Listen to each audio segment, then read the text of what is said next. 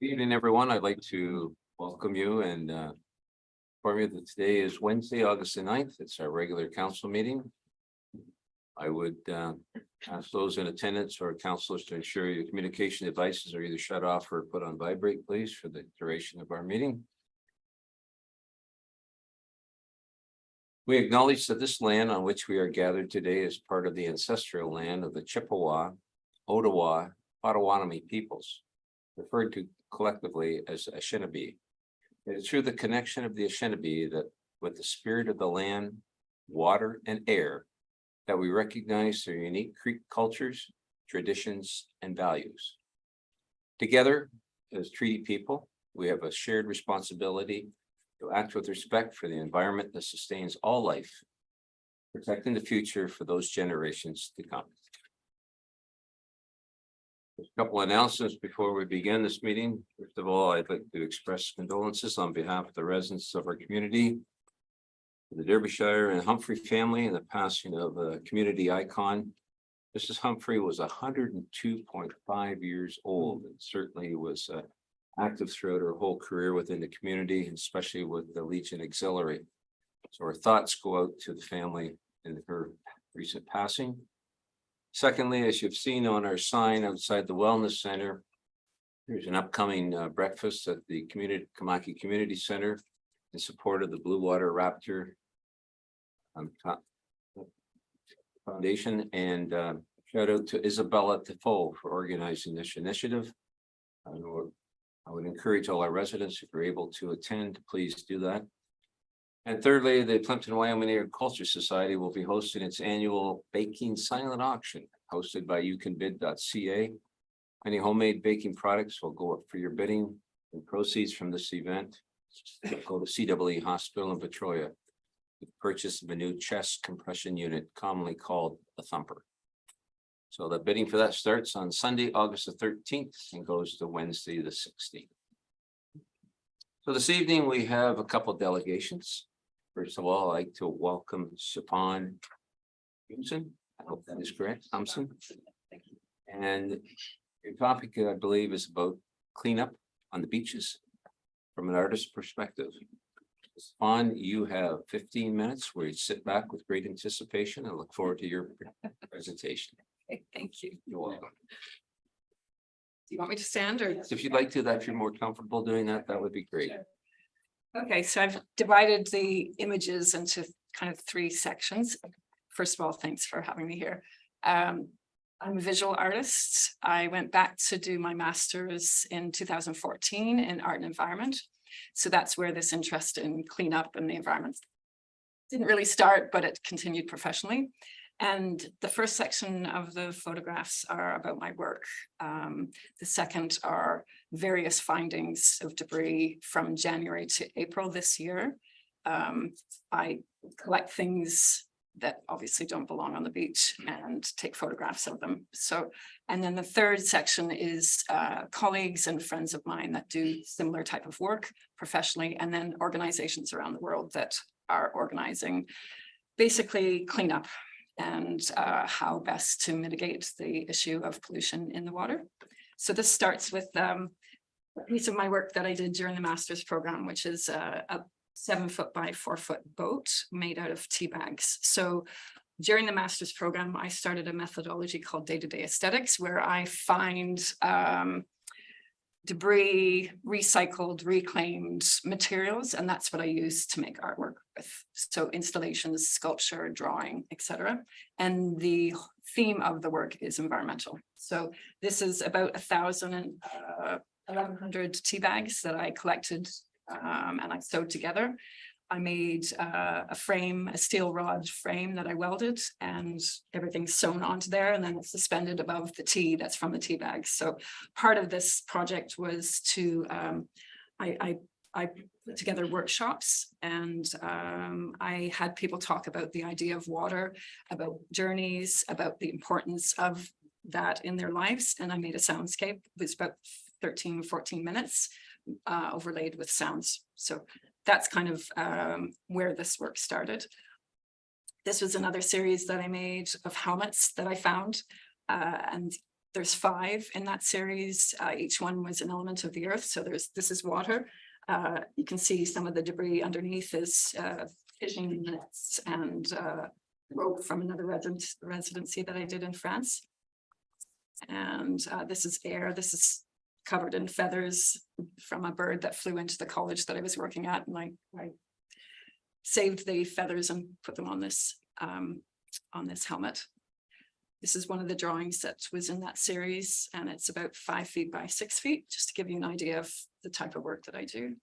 This was from Haida Gwaii Museum, and Parks Canada did a residency. I think they're still doing it now, but it involves 3 artists that went up there for 2 weeks. The first week we spent going from the islands to various ranger stations and looking at the landscape, basically looking at what was there from the First Nations people. The whole southern islands are considered sacred, so no one actually lives there except in the summer. They have people in visiting. And we managed to round the southern cape, which is kind of unusual because usually the weather is pretty bad. But we found a little beach and we stopped for about 2 hours. And in that 2 hours, I collected this amount of debris, which was 891 pieces of plastic, and 230 of those were microplastics.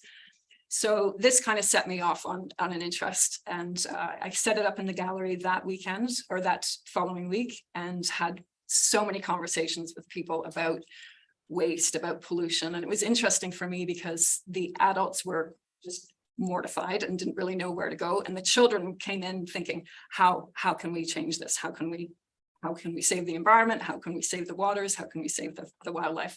So that was quite interesting for me. So I exhibited it in the museum that following week. And then the following year we did an exhibition. And so this was on display for 3 months at the Haida Gwaii Museum. So this starts what I found from January to April. Each one should have a date on it. I'll just click through if you have any questions. I don't know what a lot of these things are. There's styrofoam, there's plastic, there's ribbons and cups and all kinds of bits and parts.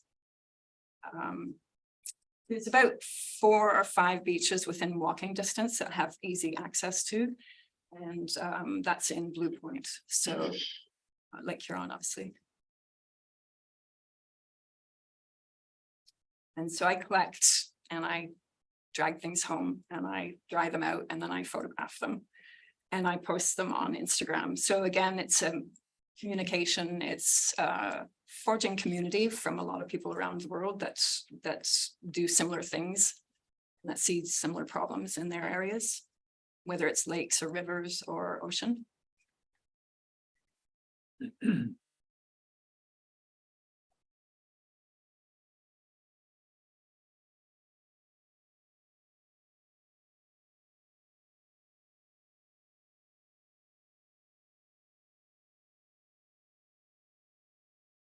This is only my 2nd season here, winter season. So I don't know if this is normally the amount of things that can be found or whether it was a particularly bad year because maybe it didn't freeze as soon and there was more wave coming in. I'm not sure, but I don't really know the numbers. It would be interesting for me to find something like that out if this ever became a community project of collection.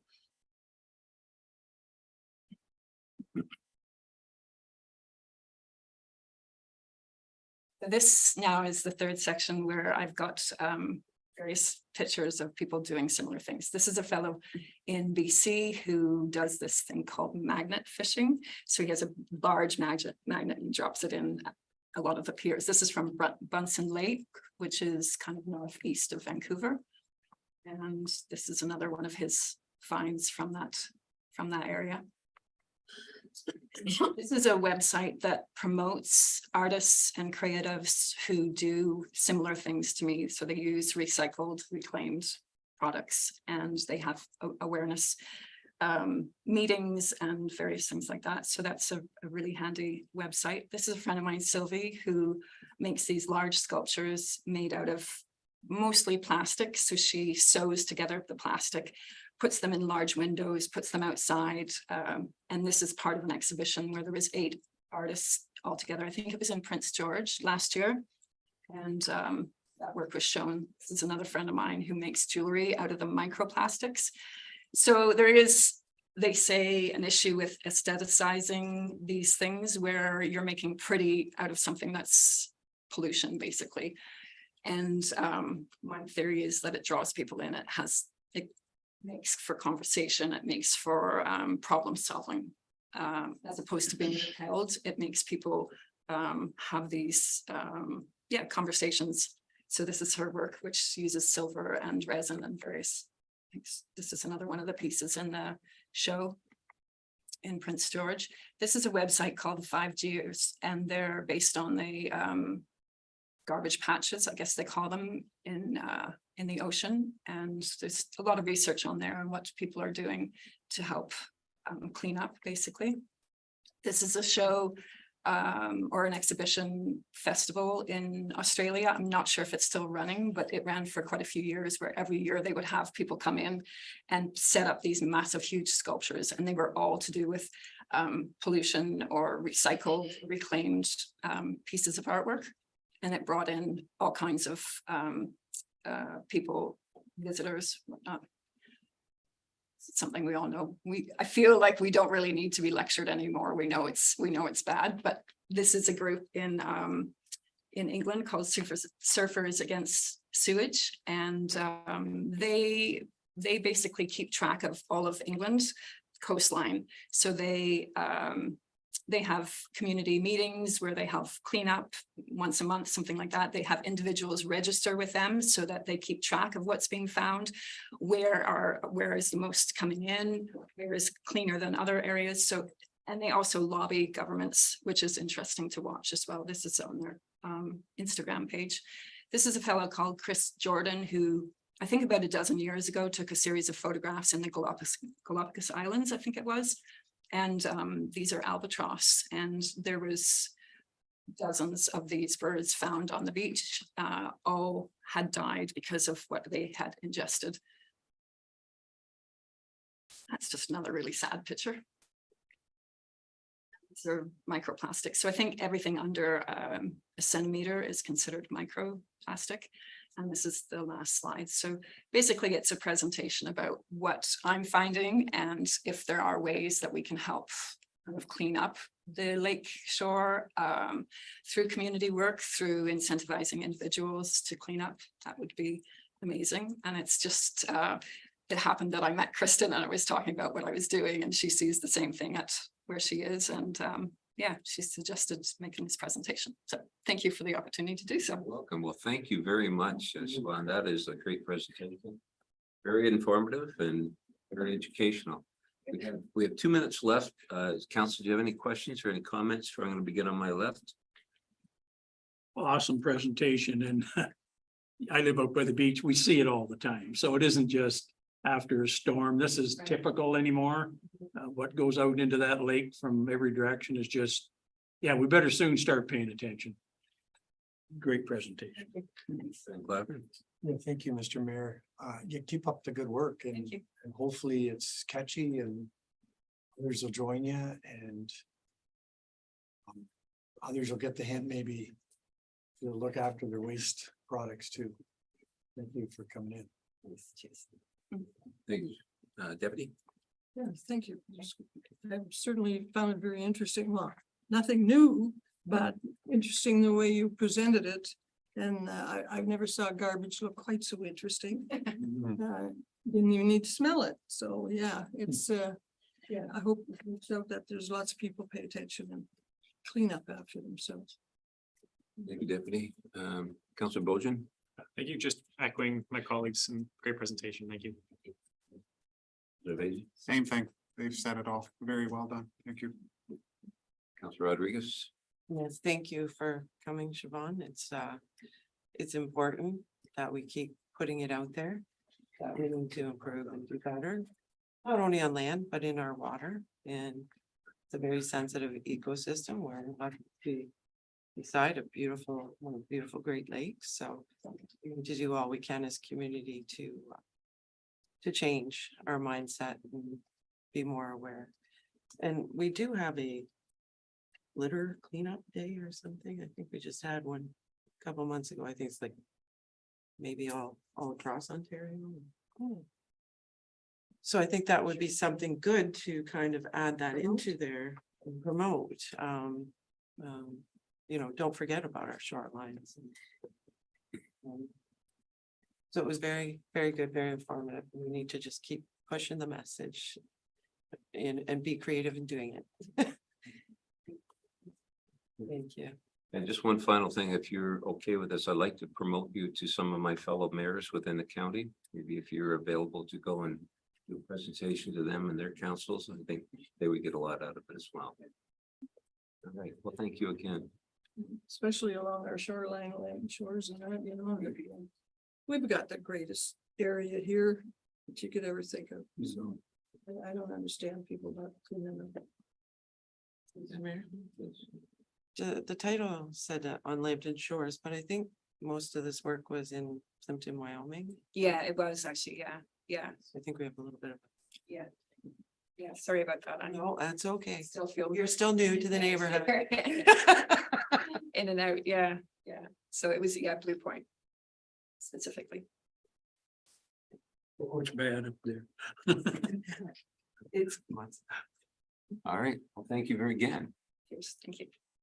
All right, second delegation, I'd like to welcome Ken Phillips for the General Manager of the St. Clair Region Conservation Authority. Mr. Phillips, it's good to see you again and welcome back to Plympton-Wyoming.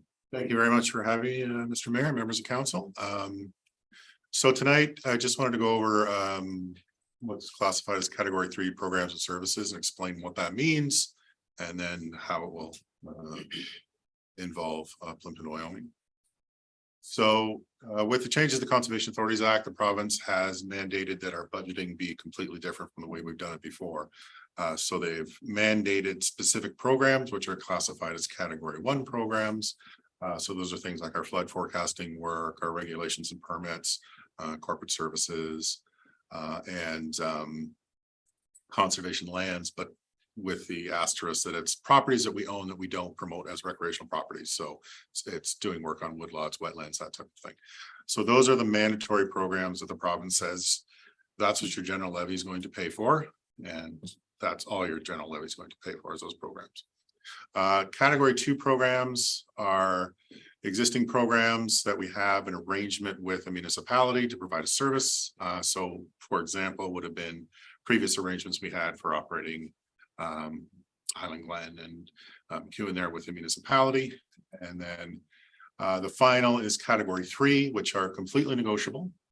And this is why I'm here today to talk about the areas that we're focusing on for our category 3 programs and services. So with in review of our programs, there are 3 key areas that we are asking for funding for. So these are, we traditionally have not received municipal funding for these programs. They've relied 100% on grants, donations, and in-kind work. So first is education and community outreach. So annually we'll see about 555 students from Plympton-Wyoming area schools, the catchment areas anyways. Conservation services. We've done 11 projects between 2018 and 2023, totaling meaning the planting of 18,770 trees, total value of $85,852. Now, private land stewardship, before you get panicked, relies entirely on landowners coming to us. So within the last 5 years, we haven't done any programs within Plympton-Wyoming simply because no one's come to us. But those are the 3 key areas we're looking for funding for. The challenge we're facing right now is that we're losing grants regularly. Funds that we've been able to receive for in some cases 20 to 30 years are no longer available to us. That is decisions by well, in one case for education program, we received $30,000 every year since 1996 from a specific funder, and then they've decided no longer to fund the programs. Conservation services, so stewardship and programs, tree planting. A good example is the Healthy Lake Huron initiative. The province has decided conservation authorities are no longer eligible to do work, nor is any municipality, third-party entity allowed to hire a conservation authority to do any work. So it's about $100,000 we've lost. Tree planting initiatives and so forth. So what we've done is come up with what the 5-year average cost of the programs are for those 3 programs. What your apportion cost would be if we were to use your apportionment for a levy-based figure. But I'm going to stress that this is negotiable. I'm not asking for the total $39,000 total. What I'm asking for is for council to consider providing a contribution for social and community programs and our conservation services, as we haven't done any private land stewardship. It's not really a service you benefit from, so I'm just focusing on those 2. It's completely negotiable with staff and councils. And right now, from the presentation, or the municipalities I've gone to, met with many staff, a lot of council meetings. It varies how the municipalities are deciding they want to contribute, if they want to contribute at all. It's literally your decision. This is part of the negotiation process. So with that, Mr. Mayor, that's all I have to bring to you today. So anybody has any questions, I'm here to answer. All right. Councilor Bulgin, any questions? Thank you. Just to clarify, thank you. Just to clarify kind of the ask, are you looking at for this to be considered when we do 2024 budget talks? So what the agreement would be for a 5-year program. So it would start in 2024 and then go to December 31st of 2028. And then it's just like for example, one municipality proposed paying 50% of their portion cost this year and then adding so many percentages to get to what the apportion cost would be by 2028. Some have just said, here's a lump sum we'd like to pay for the next 5 years. Others, yeah, it literally just depends on what you like to do. But yes, it will be part of the 2024 process. So Okay. Councilor Vacy? No, mine was budget talk, so thank you. Councilor Rodriguez? Thank you, Your Worship. For the conservation services, what tree planting and forestry and invasive species do you provide in Plympton-Wyoming, or have you traditionally, historically? So those are the actual, so the figures in the bottom there. So we've done 11 tree planting projects in the municipality. We planted 18,000 trees in this municipality, almost 19,000 trees. And then the total cost of all those programs was the amount there. So in terms of invasive species work, we've also done stuff with Phragmites. There's various things we look at. So this is basically our tree plant. What I'm referring to most places are tree planting initiatives. So Sorry, I meant like it's on conservation lands you're referring. no, this is on private lands, conservation lands, working with corporations, whomever wishes to participate. Councilor, Oh, yes, thank you. Deputy Mayor? I just feel like we have to pick up the tab that the province has taken away from you. So. I don't know, it just leaves a little bit of a bad taste in my mouth, but. Certainly well considered, in my opinion, wasted budget time. You do good work with the conservation authority, no doubt about that, but. Yeah, continue to do the work. That somebody else has to flip the tab, so anyway, go ahead. Thank you, Deputy. Councilor Van Claveren? Mr. Mayor, thanks once again, Ken. I'm sure this isn't the easiest part of your job is to approach people for funding. It is pretty important.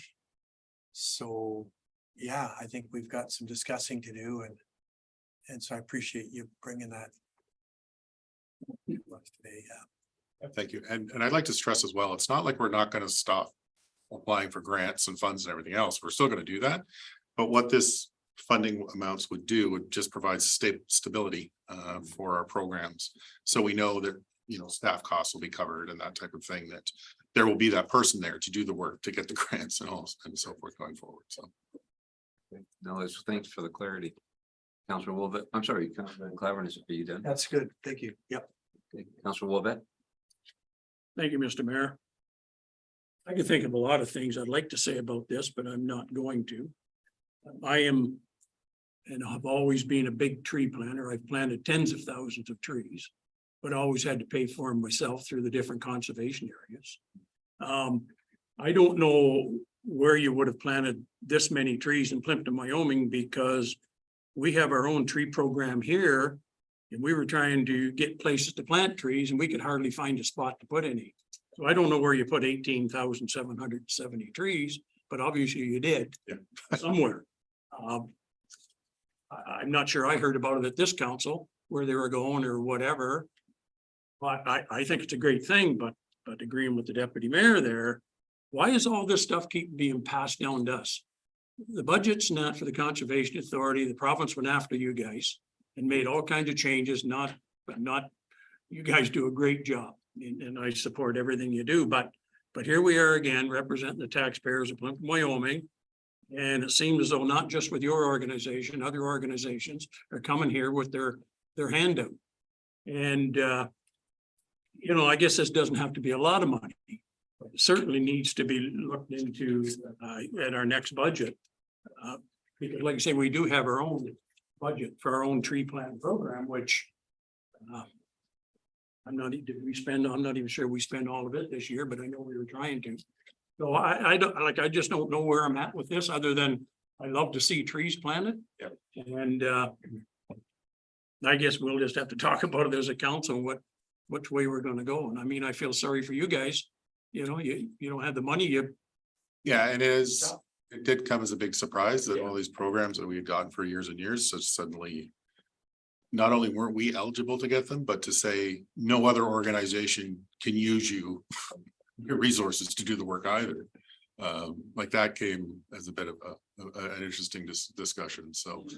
the other thing, you're looking at planting all these trees. I think it's a responsibility of the landowners to step up to the plate. And if you're out looking for money, I mean, there's a lot of people out there want to plant trees, and maybe you should be looking at some kind of fundraiser to go out and look and see who in Plympton, I'm talking about Plympton-Wyoming, who wants to plant trees and what they're willing to contribute, rather than us go first.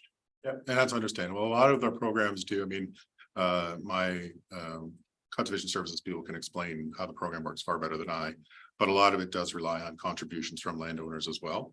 The challenge we have, and we can get trees, that's not an issue, and finding space is getting to be challenging to plant trees. But as I said, the bigger challenge is even grants now, we're not allowed to charge for staff.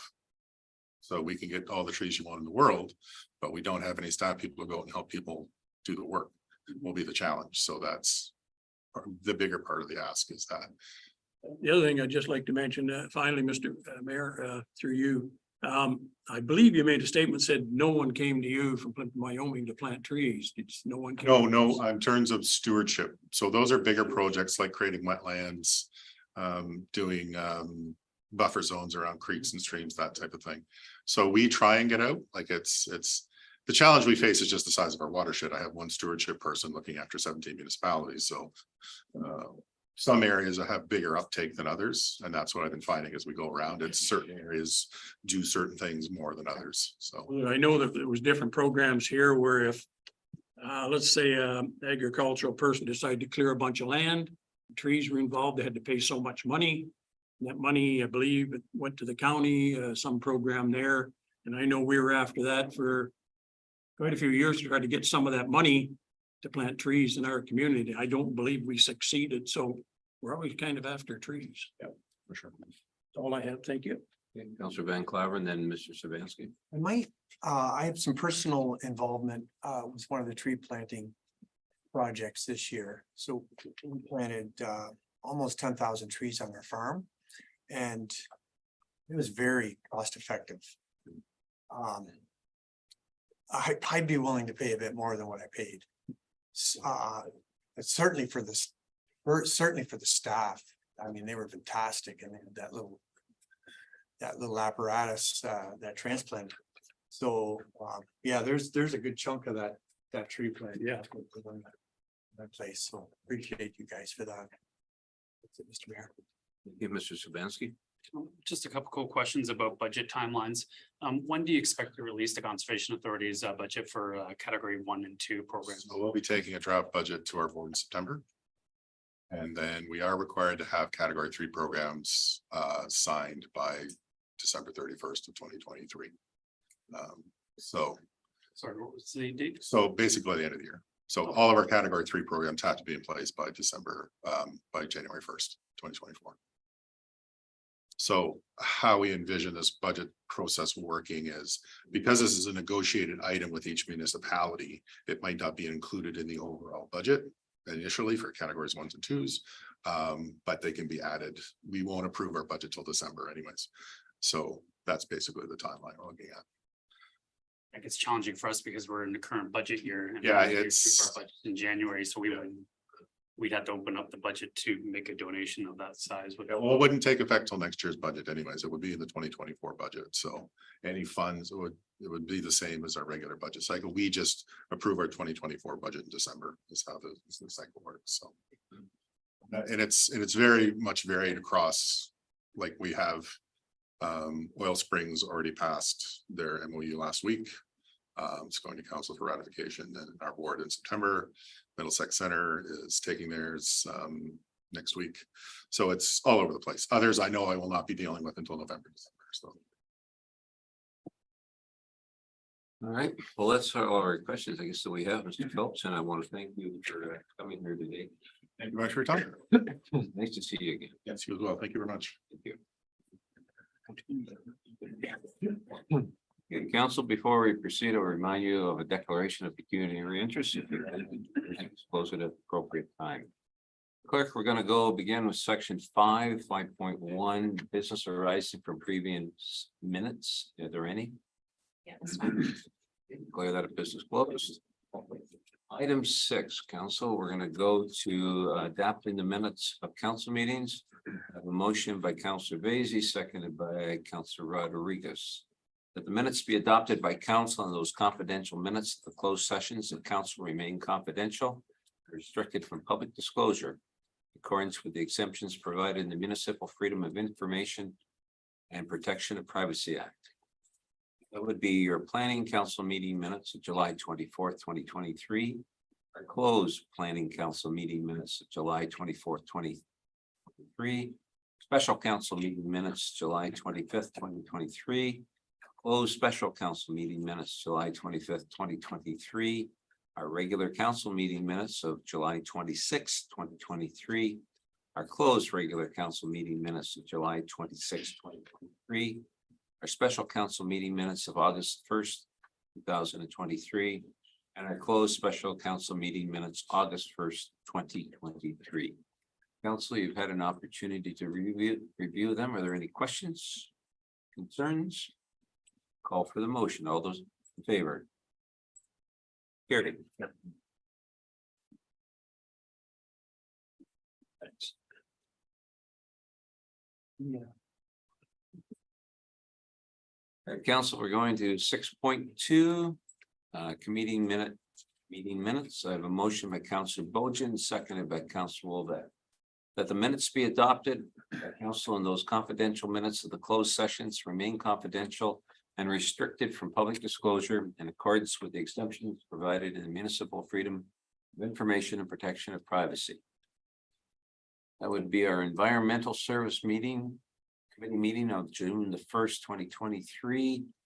And our special events committee on July the 4th, 2023. We have Councillor Bojan here, who is involved with both of those committees. Any questions?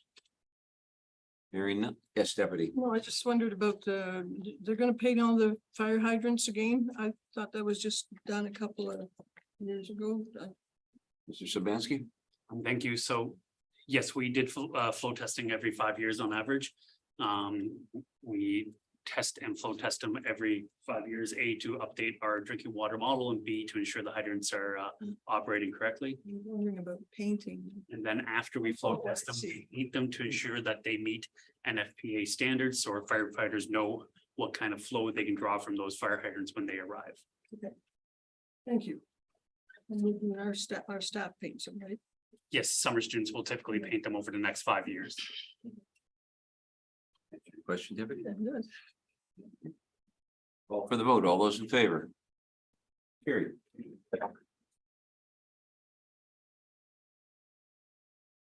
Okay, our next on the agenda is 6.3 Councilors Report. Deputy, this is for you. All right, we'll start with Mr. Lilly. It was at the environmental, but I'll let Alex report on that. Was it because you don't remember? No, I'm just. Oh. Mr. I Van won't talk about Claveren, the other meeting. Mr. Van Claveren, I don't remember either. No, Okay. nothing to report. okay, Thank you. Mr. Bowden, Thank you. I'll just quickly report from the events committee. They unfortunately had to cancel their community safety event that was scheduled for August 12th, just because of volunteer availability and logistical issues. So instead, they've switched gears to focus on some new trivia nights coming up. They were pretty successful first round. So they're looking at doing another one in Kimlaki, another in Wyoming. So those details will be shared once they finalize all that stuff. And the other one was environmental committee meeting. We met last week. The major agenda item being reviewing and endorsing a draft bylaw for the supply of drinking water. And we'll bring that to council soon for discussion. Yes, that'll be coming to your first meeting in September. Thank you. And last thing I have was there was a touch truck event at Paradise Valley on Saturday on the weekend. So Kimlaki firefighters were there. It was pretty neat to hang out with everyone at the campground, locals, people coming in, but that's all I had. okay, so this event on the August 12th is canceled, Yes. and then there's trivia night in, I know there's one in November here at Wyoming Fairgrounds. Is it? I don't know if that one would be through the events committee. Oh, I see. Oh, that's dueling piano, sorry, okay. What are the dates for the trivia night? We have no dates, but they're looking at September, October. Okay. But for anyone watching or for our purposes, I'll be bringing it forward next meeting and we'll share it on Facebook, and all that good stuff. Yeah, okay. I know that our family had company from BC and or Alberta rather, and they came to that trivia night over here in Wyoming. Just had a ball, you know, it's really popular, so. Mr. Vasey, Not a whole lot to report. Counselor Van Claveren and I attended an event on the weekend. We got in way over our heads. Larry Palusa, it was called. Pete Calnis organizes it and donates all the money. I think it all went to the Legion this year, so no, very well attended. Good night. And that's all I have. a little wet. I got a little wet, You get wet too? A little moist. he stood on the bottom and Oh, yeah. looked like he was. He didn't get his head. Ms. Rodriguez, Nothing, thank you. Mayor? Thank you, Deputy. Just two things. First of all, I had a meeting after our last one with laws. And secondly, I met with our MP to Ms. Gladue, and we talked about several items going on within our municipality. Most importantly, our ongoing issue with CN. And after AMO, when we meet with Minister Thompson, I'll have more report back from that, and she's willing to jump in and help us in any way she can after that, but we wanted to have our meeting with the minister first to see where we're sitting with that, so. That's all I have. Okay, and I have nothing to report, so we're done. Okay, thank you. All right, let's go to council to item 7, accounts. A motion by Councillor Van Claveren, seconded by Councillor Bojan, that council remuneration claims for July 2023 be approved for payment. All those in favor? Great.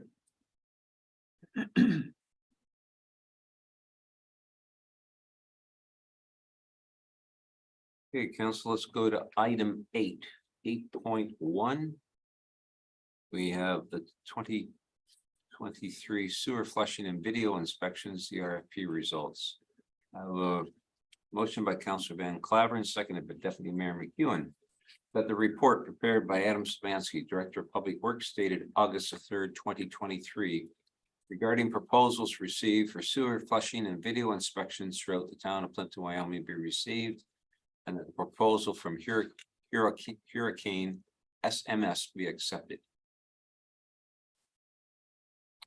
Council, we have Mr. Sabansky here. Before we go to questions, anything to add to your report? Yes, Your Honor. We went through a proposal process for this specific service. As there's a lot of different companies with different methods of doing sewer flushing. So we thought outlining our budget and seeing what the highest level of service we could get for that budget was the better way to go this year. And that worked out quite nicely. As you can see, our pricing was quite varied, and we did get some excellent pricing for one of the contractor who typically does a lot of work for us anyways. Have you used this contractor before? Hurricane tends to be our go-to contractor when they're available. They tend to answer very quickly and be the most reasonably priced. We do use others like CT, Environmental and Badger, et cetera, for emergency purposes as well. Any questions for Mr. Sabansky? Dr. Bojan and Councillor Vacy? Thank you, Your Worship. Just a quick question, based on what we budgeted 50,000 and the numbers that we've gotten from Hurricane, are we confident that we can do everything you had anticipated to do with that 50,000? Or are we significantly lower than what you ideally would have wanted to get done with that budget? No, I think we can work with what we have. We generally try to target a quarter to a third of the municipality each year to flush it. That way, every sewer in town is being flushed at most every 5 years.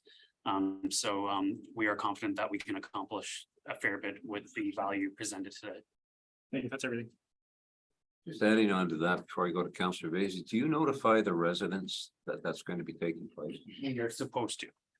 There are some recommendations that we give to residents when we're flushing in the area, such as closing their toilet lids, putting a heavy brick or object on top, as well as some other precautions, because when you do flush a sewer, it tends to create gas and bubbling, which can then come up your sanitary laterals and et cetera, and cause a bit of a mess if it's not properly protected.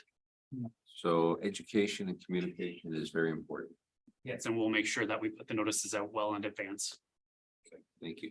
Councillor Vacy? On the throne. Yeah, sure. When you do your, like to determine the pricing, you take in consideration how many complaints you're gonna have. Traffic control and that kind of thing, because like I say, there's different pricing. We do. Per linear meter is very good, but are they gonna focus on the other side? Is what So confined space entry in previous flushing programs, we haven't had to use. So it's a possible fee. It's not typically charged a lot. And traffic control is only used if we're on Broadway Street or a higher traffic road. Typically, all they have to do for traffic control on local roads is the flashing lights, as they're only there for an hour or so to do the flushing. So the traffic control measures would be minimal for this project. Thank you. Councillor Rodriguez? Thank you, Commissioner. So is there different methodologies of doing this flushing? Like, or does everybody normally put bricks on their toilets? Not drastically different technologies. They tend to, each one has different type of equipment, but they all do essentially the same. They push high pressured water up through the sewer and then pull it back using high pressured water. And then they send a robotic camera up. Now they have different types of equipment that cost different values, and each company has its own methods, which varies in their pricing, but the basics of the method is very similar. High pressure water followed by a camera. So how often do you have problems with that? Like, what would be the percentage? Less than 1%? You might For water have a- bubbling up. Typically every year we'll get at least 1 or 2 complaints of water bubbling up. It does quite high pressure water, so if your plumbing is not protected perfectly by a trap, you can get some bubbling, and it has occurred each year in at least 1 or 2 properties. Usually it's minor, usually it's not sewage that's coming back up, usually it's just the water in your trap bubbling up as the water kind of comes up through the trap and out, but it still causes a bit of mess and some frustration. Any other questions? Okay, call for the vote. All those in favor?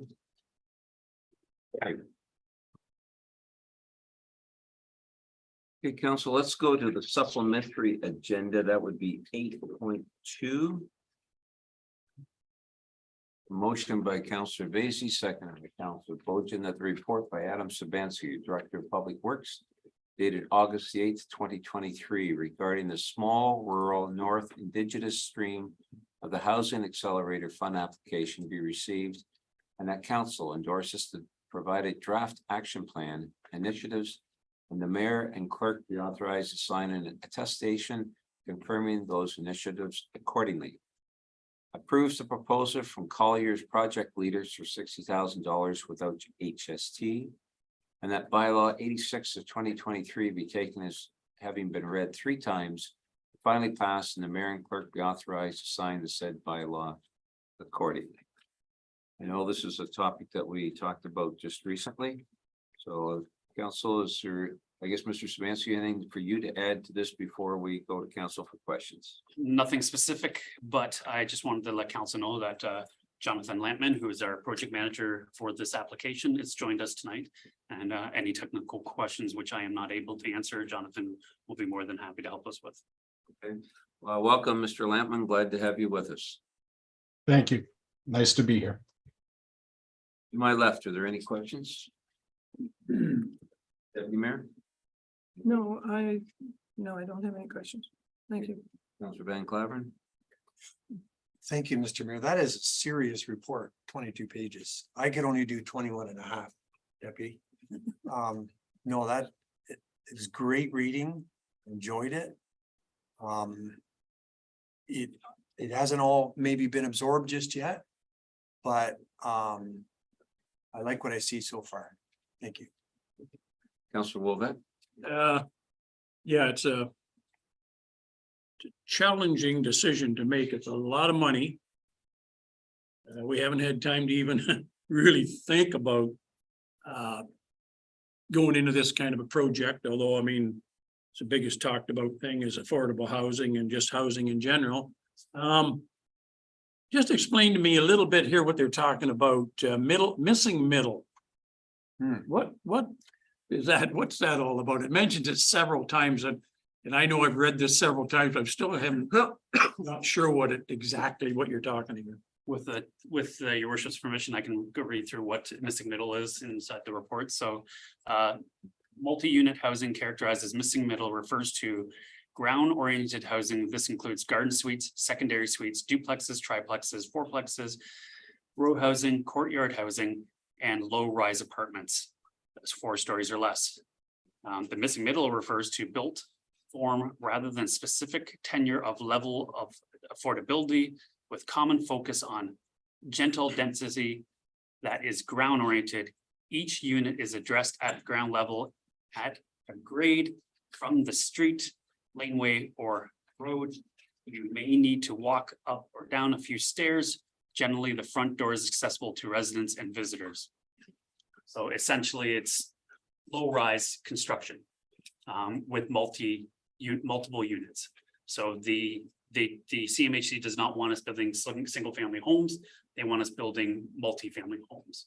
So, and not necessarily a semi-detached, because semi-detached are technically 2 lots, but properties where there's multiple units on one property. It's kind of a weird word, but now you said, it says in here you can build what, 3, 4 level? Accessibility and stuff like that. Is this saying that it says you may have to climb a few stairs? Does that mean you don't have to have elevators? I would This type of suggest housing? that the 4 stories ones may require elevators to meet certain aspects of the grant. Jonathan, do you have any information in regards to the multiple story projects? Yeah, through the mayor to the councillor. So just missing middle is a CMHC coined term, let's say. So everybody's talking about missing middle. So single family being expensive, single family homes that, you know, are common in our area for what it's worth. And then lower rental apartment units. So the struggle is that missing middle piece. So, you know, young people and then older people that are retiring, not necessarily ready to move into a home or something like that. That's that missing middle piece. And the housing stock in Ontario, Canada for that matter, is missing that. Hence the terminology. In regards to the 4 stories, so CMHC sets a parameter up to 4 stories. In that, again, great access, as Mr. Sabansky said, could use an elevator. Doesn't have to be fully accessible in the AODA aspect of it. It's more to deal with the housing stock of the missing middle, and missing middle being a price factor and a size factor and a density factor. That's more of the explanation. Yeah, you know, it's kind of odd that you'd build a 3 or 4 story building for people like myself, when you can talk about older people with no elevator, probably be the last place I'd go to, but yeah, with just some of the wording in there, reading it. Yeah. Yeah, think about it in affordability, more fiscally. That's more where the missing middle comes from. Yeah, and Eddie and I could go there if it was affordable, but okay, other than that, you know, there's a lot of big numbers in there. You know, 5 million and 4 million and yeah. I don't know, it's interesting to say the least. Thank you, Councillor. Am I right? Councillor Bolgen? Thank you. I guess just to build off that, just to clarify a question. If we were working with developers, for example, like it's urgent, it has happened.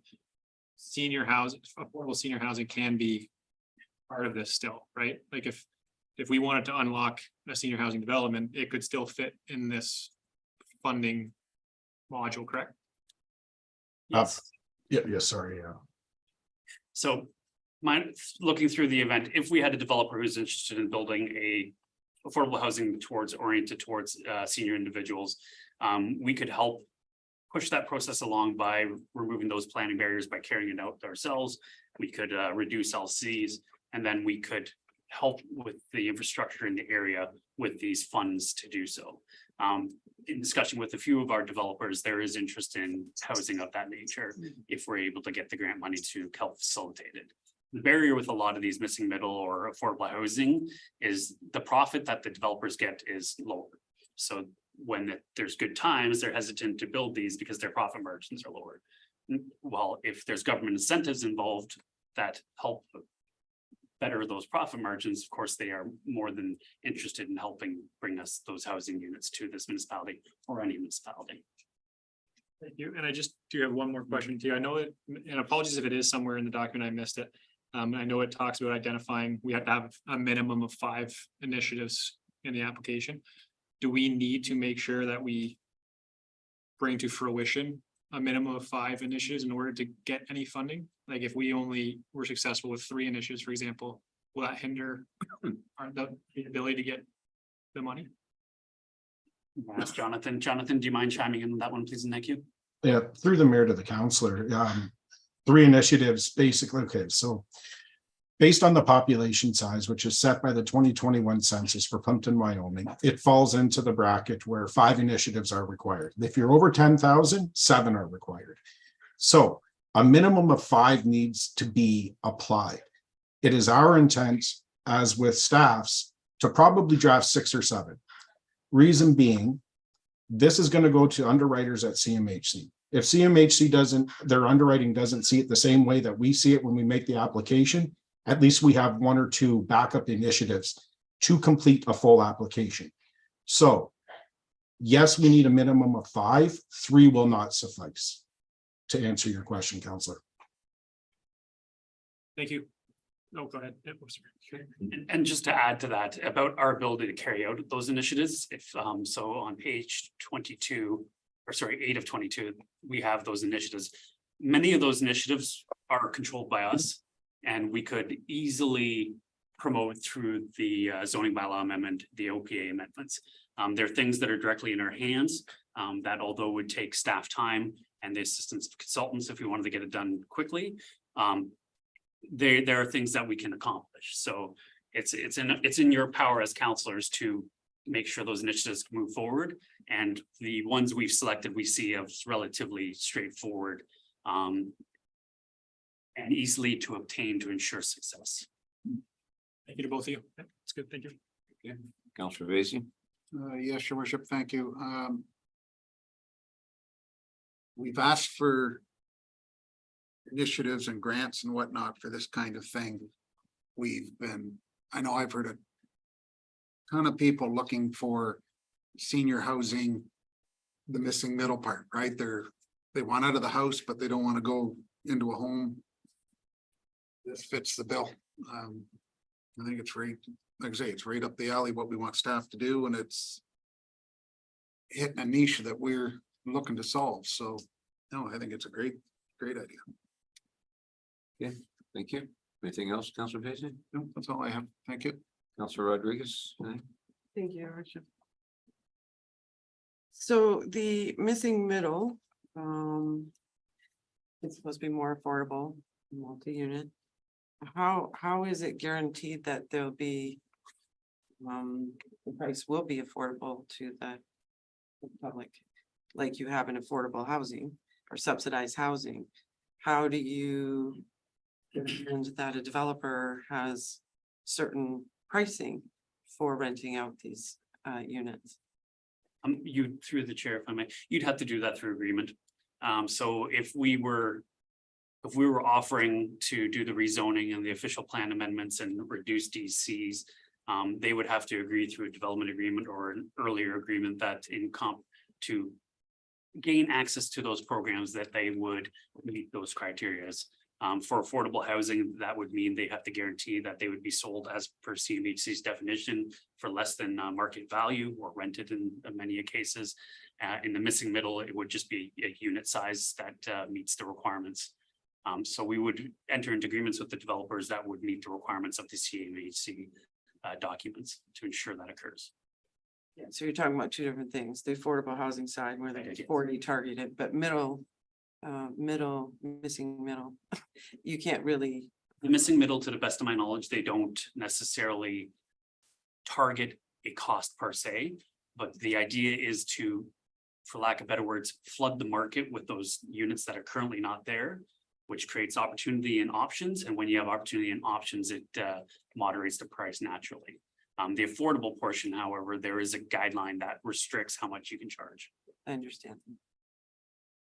Okay,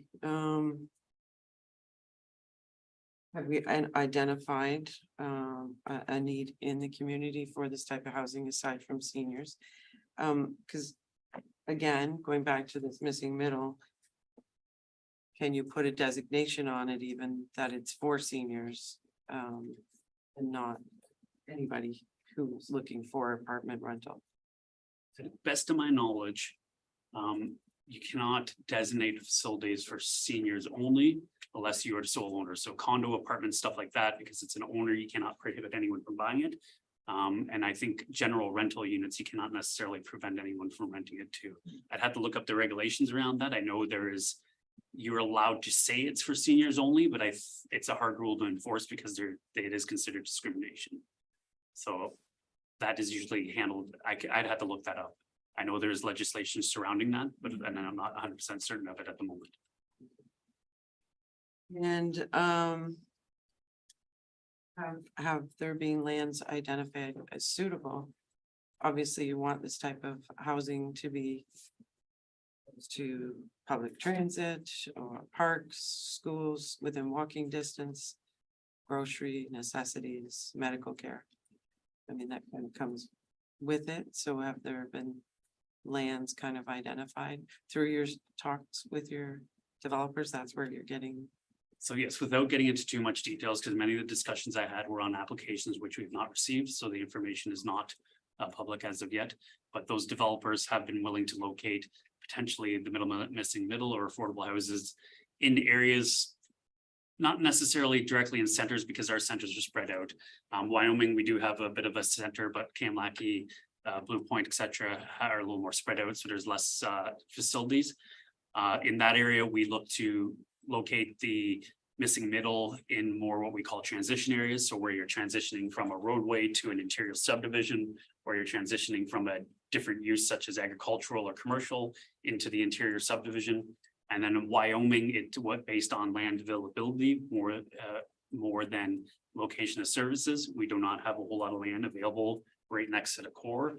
But in those situations too, we've also located those more affordable houses near the entrances to a potential subdivision, again, where there's land differences. So where you're going from commercial again to residential. You almost always put those lower cost units at those transitional points because those tend to be the lower cost houses in the first place. So that offsets the lot cost and it's a natural planning practice to locate those different units in those areas. Okay, and my final question, so if this was all approved, everything came to fruition and we got this funding to, do some zoning changes to change height restriction for these multi-units, and then nothing comes of it. Do you have to give the funding back? And Jonathan, you can correct me if I'm wrong. I think the initial base funding you get no matter what, but you do not get the bonus funding if you don't build the units. So I believe you get the base funding each year, provided you can prove that you're taking on your initiatives and you're moving forward with them. But again, funding, if you don't build anything, you don't get any of the bonus funding that's listed. So your basic funding, I think, was just over $5,000, which is guaranteed provided you carry out the programs that you're committing to do so. The remainder is not. So you have to front a lot of this money and then produce and then get the rebate or the funds. So just pulling up my report under the financial portion there. Adam, I can add some context to that if you would like. Yep. So should Plympton-Wyoming be successful in the application, they'll send over a transfer payment agreement like you typically see when you secure a grant. Within 60 days of that, 25% of the agreed to funding lands in Plympton-Wyoming's hands. The following year, another 25% lands in your hands. Year 3, money lands in your hands, making 75% of the total agreed to from CMHC that's indicated in that transfer of payment agreement. Where the rubber hits the road, and Adam was alluding to this, is the projected permits. So when we go and take the estimated, for what it's worth, 296 permits, we're going to spread them through the initiatives where they fit. At the end of the day, CMHC is going to come back to Plympton-Wyoming and say, how many permits did you actually obtain?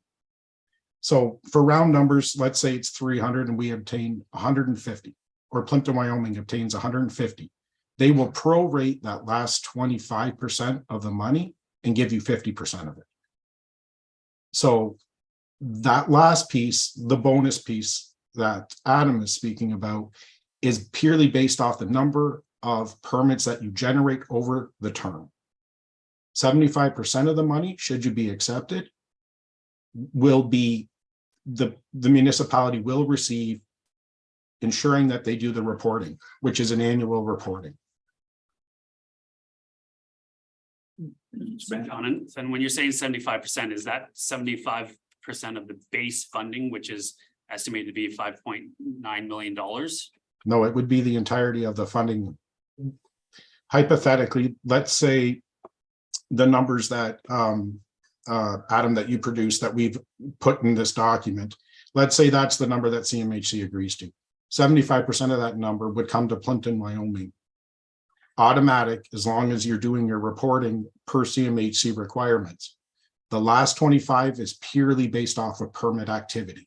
So you have to meet those targeted permits. And then it's prorated on that last 25. The thought process behind it, in consultation with CMHC, is as long as you're implementing the initiatives and CMHC agrees that they're good initiatives for Plympton-Wyoming, you've created long-term sustainable, compelling process and strategy to enable these types of housing to continue. Therefore, you've done most of the work, but they hold that last 25 as the incentive to actually hit that building permit target that you forecast. That answers your question.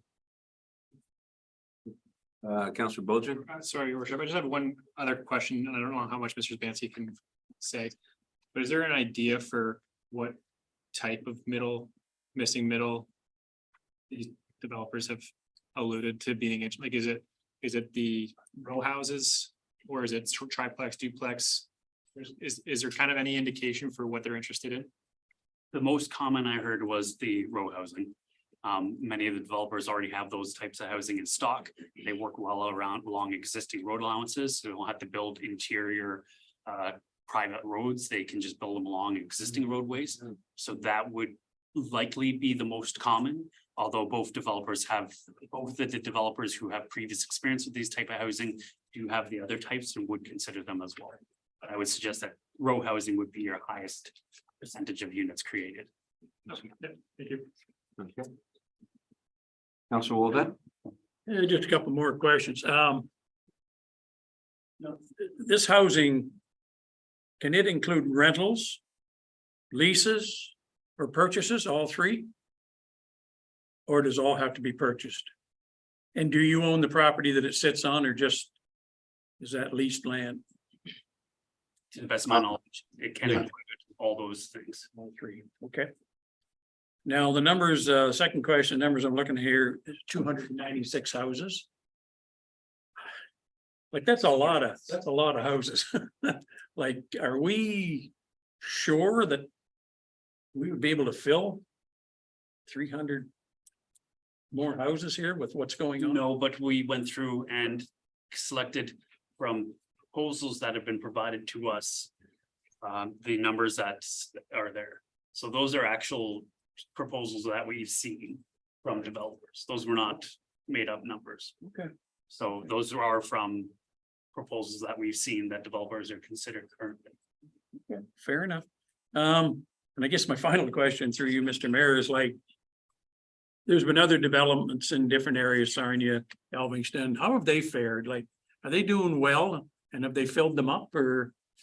Like, I just don't know enough about these type of developments to, just curious how they've done. Anybody know? I think all I know about Elviston for sure, I believe they're full, Oh, okay. but I don't know about anybody else. Mr.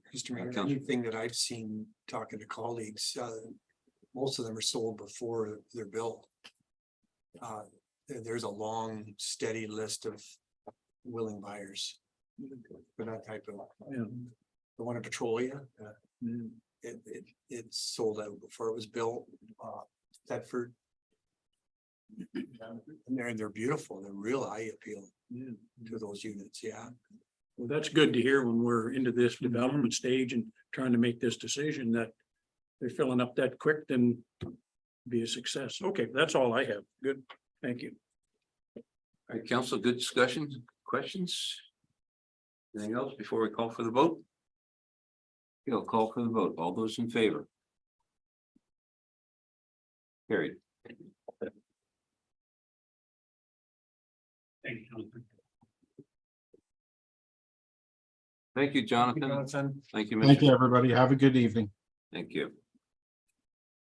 Okay, let's go to 9.1. I'm going to turn the chair over to the deputy and I'll declare a conflict of interest to step out.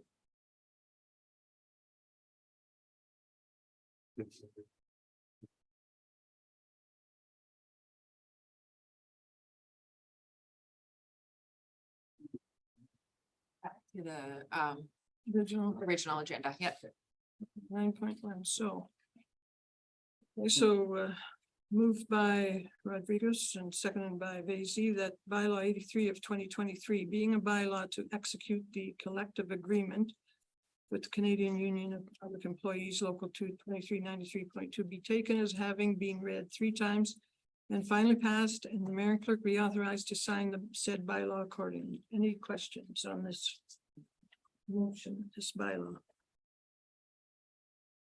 I think discussions on it before. In camera meetings. So. We have the vote then? No questions at all? All in favor? Okay. Pass.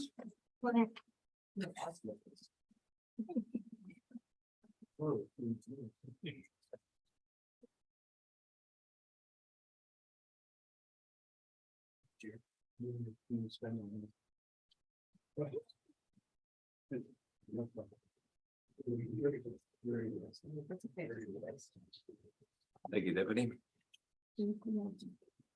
Okay, council, let's go to item number 10, correspondence, anything, clerk?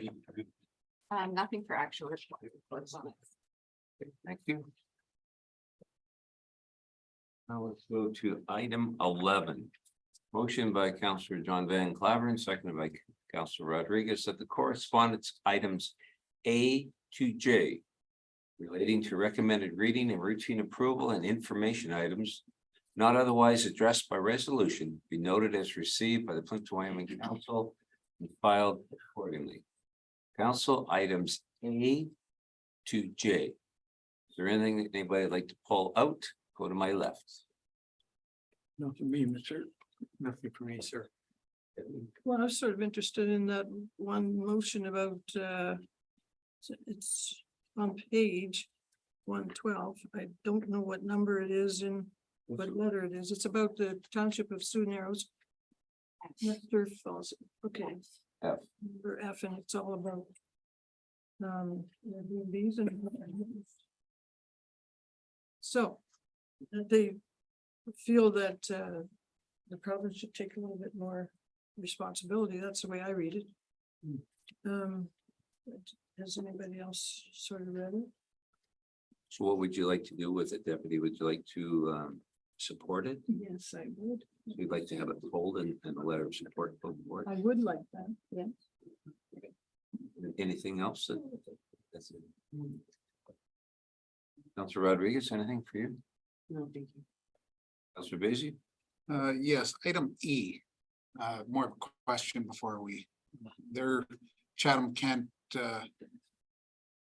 looking to be able to get some money for freedom of information, that the frivolous ones that come in that are taking up staff time. Do we have an issue with that kind of thing? Okay, I'll defer to our clerk to answer that one. Your worship, at this time, we haven't had issues with frivolous or vexatious.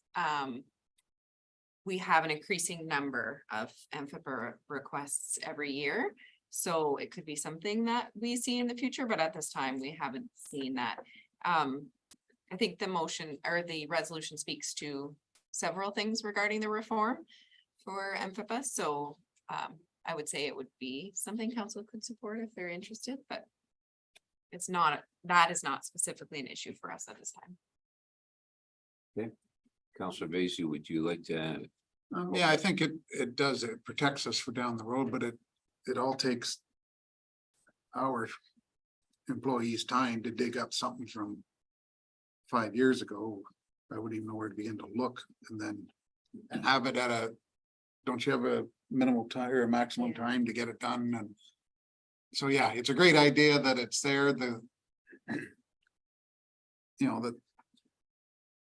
powers to be put it in place, but who does it? You don't have it's all staff time. So, yeah, I think it's something we should be, because it ain't gonna get any cheaper. That's it for you, Councillor. That's all I have. Councillor Bojan? Nothing for me, thank you. All right.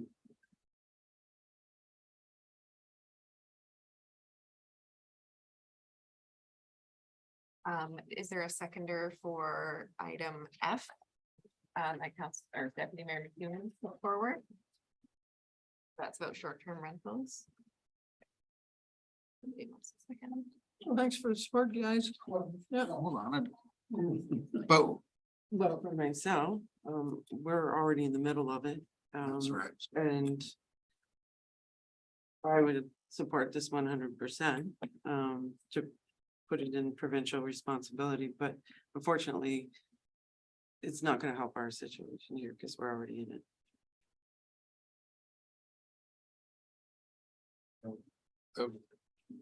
Kind of where I was at, where, like, how does this affect what we're right in the middle of? I guess. Well, I don't think we're going very fast. So, not that they go any faster. I for sure. was just gonna say that. They just forget. No, I'll second it. No, good second. Councillor Basie's. Second, Councillor Basie's one to pull out. And that one. Yep.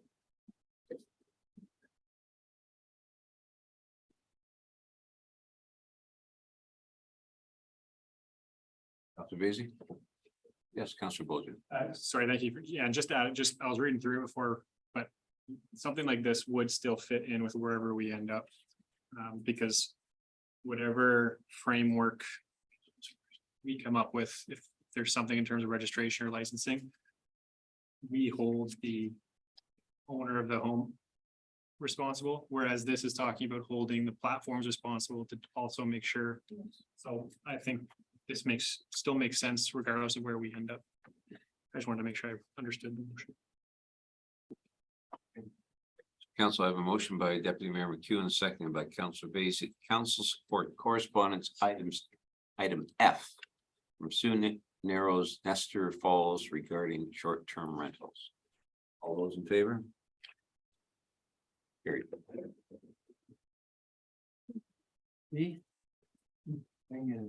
And I have a motion by Councillor Basie, seconded by Deputy Mayor McEwen, that council support correspondence item E. Item E from Chatham Kent MFIPPA reform. All those in favor? Carried.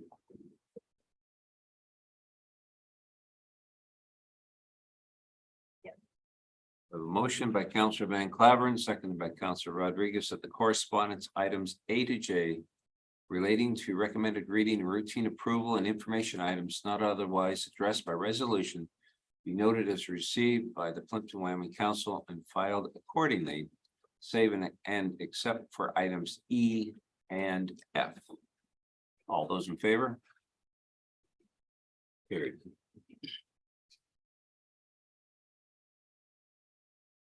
Okay, we'll go to item number 12, new business.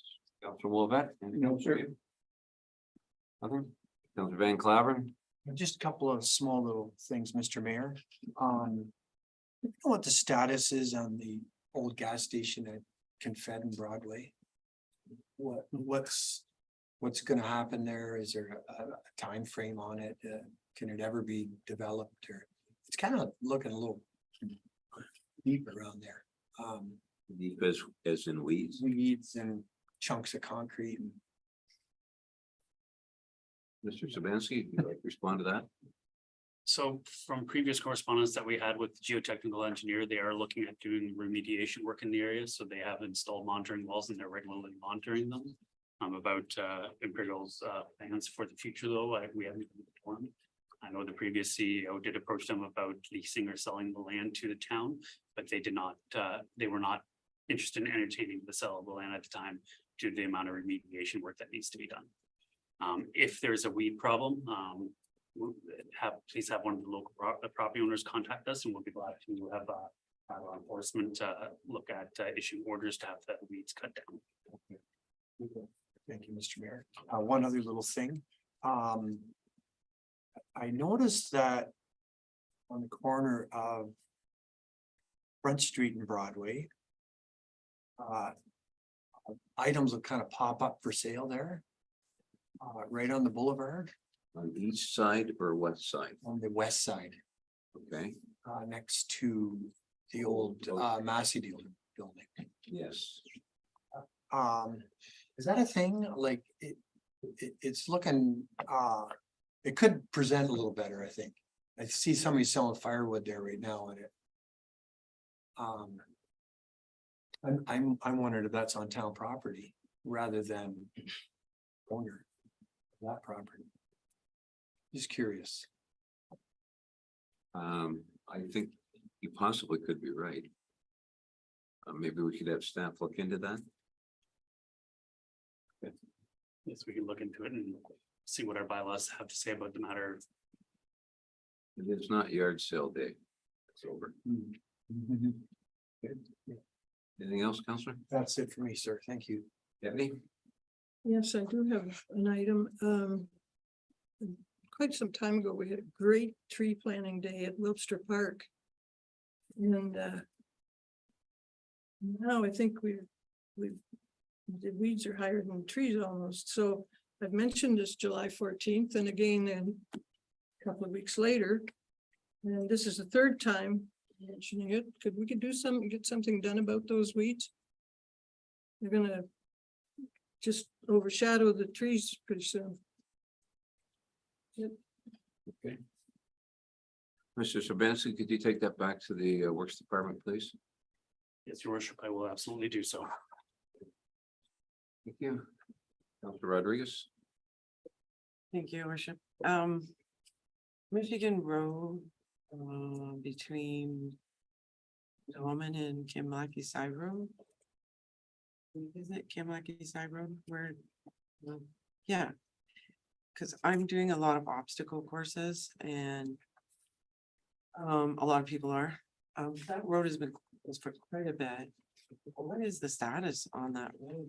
The only reason I ask is because now Mandamin, or Lakeshore from Mandamin to Telfair Road is now gonna have county is starting work on that portion of Lakeshore Road next week. So it's gonna have long delays on it. And the only other, it's nice to have that alternative, coming and going and not have to constantly do the zigzag. As well as Telfair, sorry, this list keeps adding them. Your worship, if I may. My understanding is that the contractor is carrying out fine grading of the granular base at this time.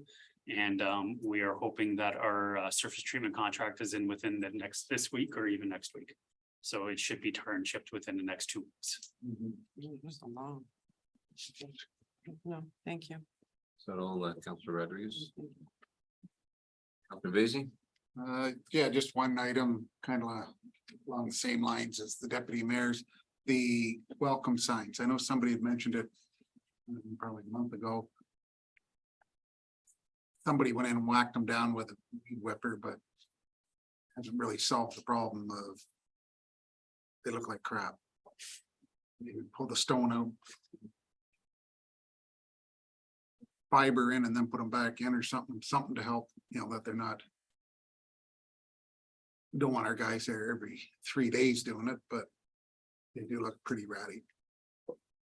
The one from Sarnia looks beautiful. I've